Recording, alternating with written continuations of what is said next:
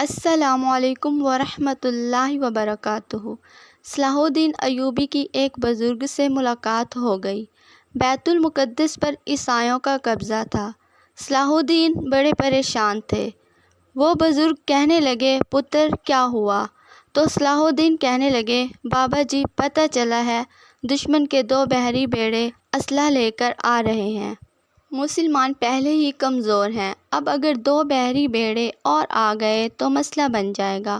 میں پریشان ہوں کہ کس طرح یہ کم اسلحے والی ہماری فوج ان کا مقابلہ کیسے کرے گی؟ تو بابا جی کہنے لگے، پتر اس طرح کرنا، آج رات تو بھی دعا کرنا اور میں بھی دعا کروں گا۔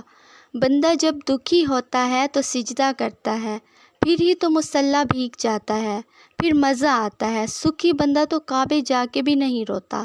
صلاح الدین ایوبی دکھی تھے، تکلیف تھی، سجدے میں سر رکھا تو تڑپ گئے۔ وہ بابا جی کہتے ہیں، میں مسجد آیا تو صلاح الدین چیخیں مار کے رو رہا تھا۔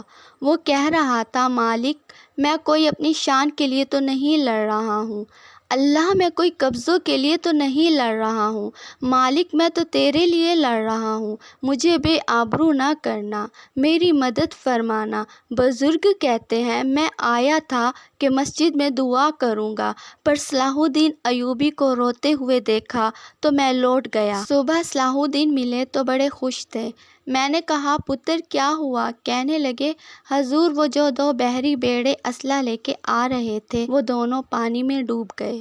تو بابا جی کہنے لگے، صلاح الدین وہ پانی میں نہیں ڈوبے، وہ تیرے آنسوؤں میں ڈوب گئے، وہ غرق ہو گئے، تیرے آنسو اسے بہا لے گئے۔ بندہ جب رات کی تنہائی میں صدقے دل سے اپنے رب کے سامنے روتا ہے تو رب بھی اسے خالی نہیں لوٹاتا، بس مانگنے میں تڑپ ہونی چاہیے۔ اللہ ہمارے اندر بھی وہ تڑپ عطا فرما، آمین۔